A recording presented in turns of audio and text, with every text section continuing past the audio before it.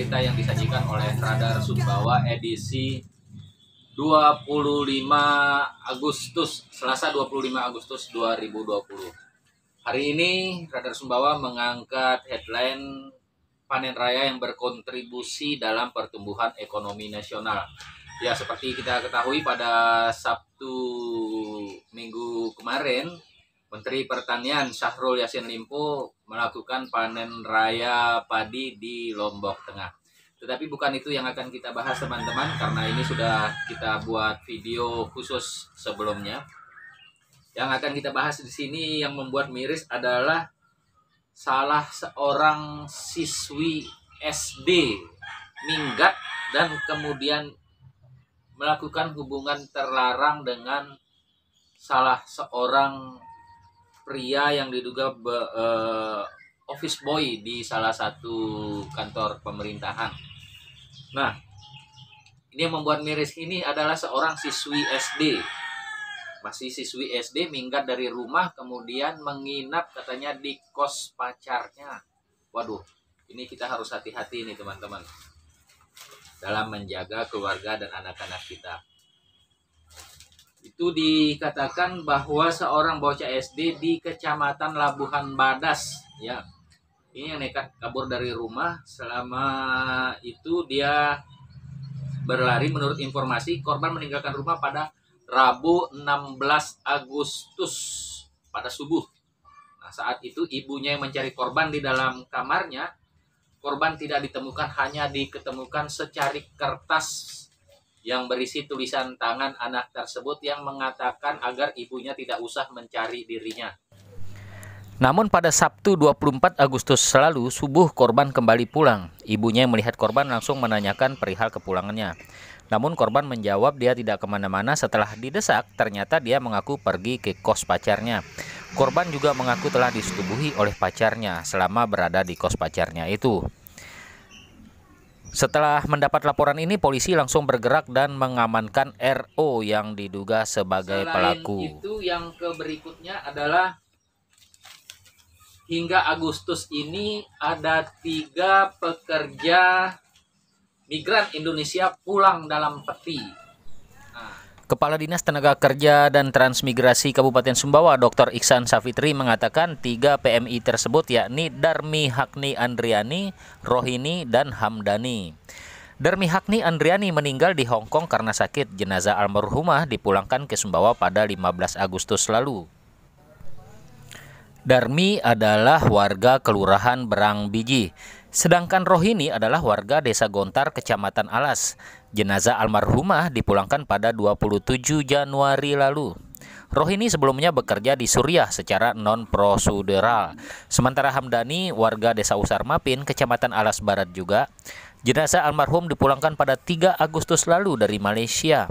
Sebelumnya almarhum Hamdani meninggal dunia karena kecelakaan kerja. Yang lain lagi di halaman terakhir, yakni halaman Sumbawa Barat, adalah ini yang sempat viral, yaitu kasus demo di KTC. Polisi tetapkan 2 tersangka.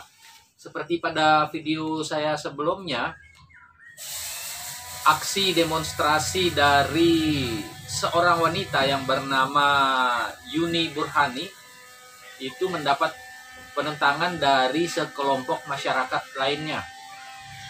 Nah, bahkan sekelompok masyarakat tersebut berusaha membubarkan dan merampas megafon yang digunakan oleh wanita bercadar tersebut. Akibat aksi tersebut, Yuni Burhani melaporkan secara resmi kepada Polres Sumbawa Barat. Dan akhirnya kemarin Polres Sumbawa Barat menggelar jumpa pers dan telah menetapkan 2 orang tersangka yang mencoba membubarkan secara paksa aksi demonstrasi tersebut. Dalam keterangan persnya, Kapolres Sumbawa Barat mengatakan bahwa terhadap kasus ini pihaknya sudah melakukan penyidikan. Penyidik Polres KSB sudah menetapkan 2 tersangka, yaitu SA dan MS.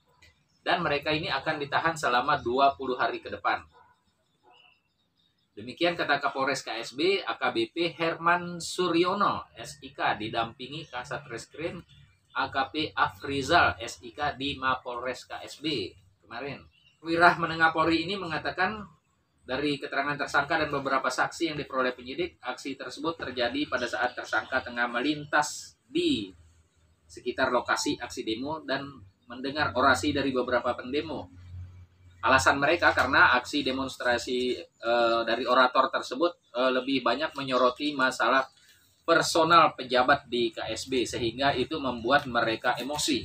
Sementara itu di halaman Tambora, teman-teman, di halaman Tambora ini mengambil headline, jangan jadi wartawan jika nulis berita hanya ketika ada orderan. Nah, ini bagi teman-teman jurnalis mungkin agar lebih aktif dan produktif dalam menulis berita dan memuat informasi-informasi sesuai dengan profesi kita sebagai wartawan, yaitu menulis berita. Jadi bukan hanya menulis berita hanya ketika ada orderan.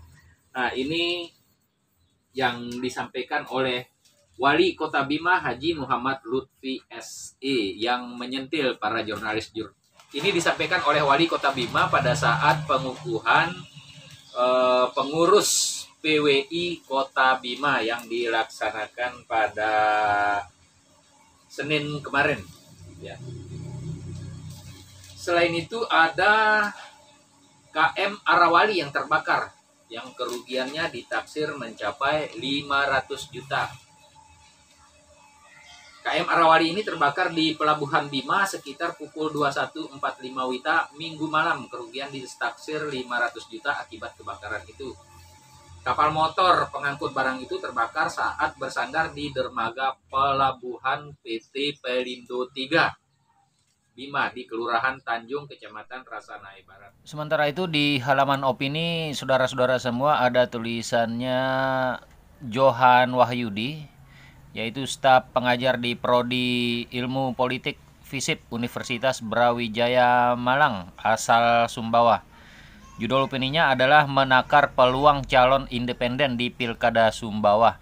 Nah, seperti kita tahu saudara-saudara semua, satu pasangan di Kabupaten Sumbawa dalam Pilkada serentak Desember mendatang ini adalah pasangan Talif Sudir. Mereka seperti apa isinya opini Johan Wahyudi ini ya bisa dibaca langsung di koran Radar Sumbawa.